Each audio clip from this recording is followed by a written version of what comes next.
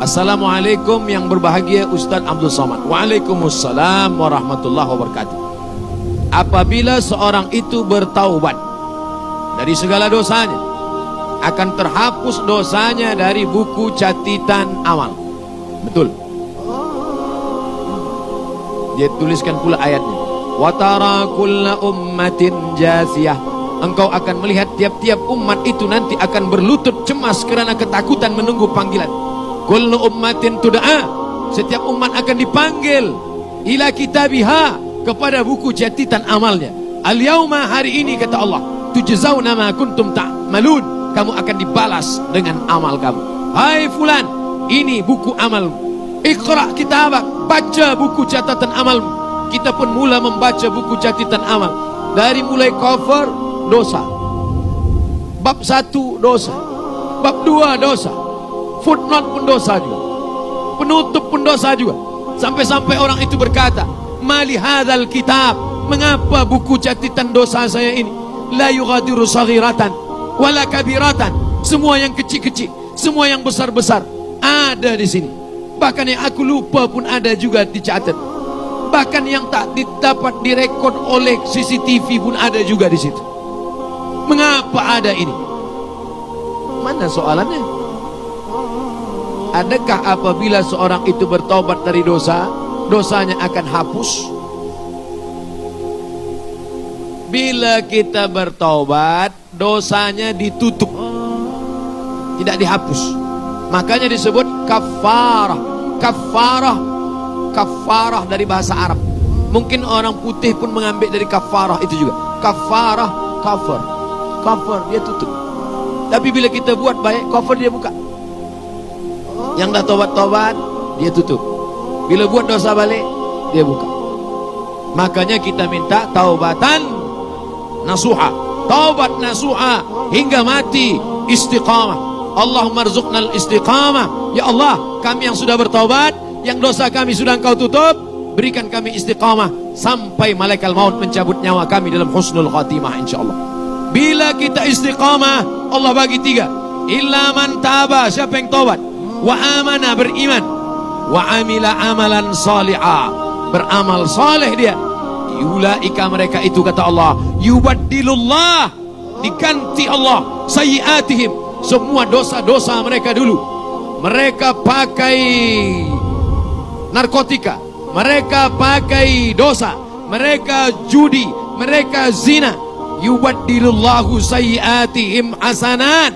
Bukan hanya dihapus Allah, diganti Allah dosa-dosanya itu hasanat, menjadi pahala-pahala kebaikan. InsyaAllah kita kalau taubat nasuha, jangan buat dosa lagi, istiqamah, mati husnul khatimah. Semua dosa-dosa kita dulu bukan saja dihapus Allah, diganti Allah dengan pahala-pahala kebaikan insyaallah. Amin ya rabbal alamin. Perselisihan di kalangan umat Islam merupakan perkara yang perlu diraihkan. Antara cabaran terbesar umat hari ini adalah apabila wujudnya kelompok yang merasa mereka adalah paling benar, sehingga tidak boleh menerima pendapat dan pandangan orang lain. Oleh itu, bagaimana kita sebagai umat Islam menjadikan perselisihan ini sebagai sesuatu perkara yang baik dan perlu diraihkan. Saya belajar di Maghribi, program Master di Darul Hadis Maghrib.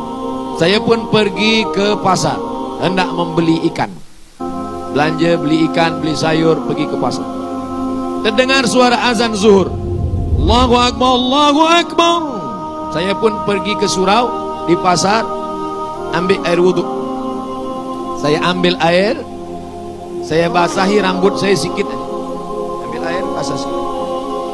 Datanglah seorang Maghribi dari sebelah saya, menunjuk saya dan berkata, wudhu kamu tidak sah.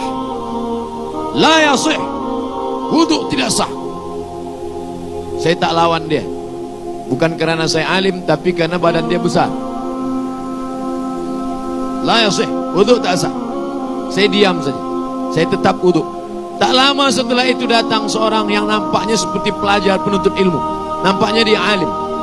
Yang tadi mengatakan saya tak sah itu nampaknya macam orang biasa saja. Yang alim ini berkata, dia jelaskan, hadza talib min janub syarq Asia. ini pelajari dari Asia Tenggara. Dia tak tahu ini dari Indonesia atau Malaysia, sebab dia tengok-tengok macam agak-agak dari Thailand sikit. Ini pelajari dari Janub Syarq Asia. Ini dari Asia Tenggara. Mereka ni bermazhab Syafi'i. Kita orang Maghribi bila berwuduk pakai mazhab Maliki. Mazhab Maliki itu macam mana? Basahkan semua tangan. Selepas tangan semua basah, dia sapu kepala dari muka, dari hadapan sampai ke belakang, sapu lagi ke hadapan sampai ke telinga. Kita Maghribi macam itu, Maliki. Sedangkan orang Asia Tenggara ni dia mazhab dia Syafi'i, dia sikit saja sah. Lepas itu orang yang mengatakan saya wuduk tak sah tadi pun mengangguk. Apa maknanya? Kita akan berkelahi kalau tak tahu. Baca satu buku kita salahkan orang. Baca dua buku kita mulai agak salahkan orang sikit. Baca banyak buku kita sudah tahu, oh dia mazhab lain. Selama masih Ahlus Sunnah wal Jamaah.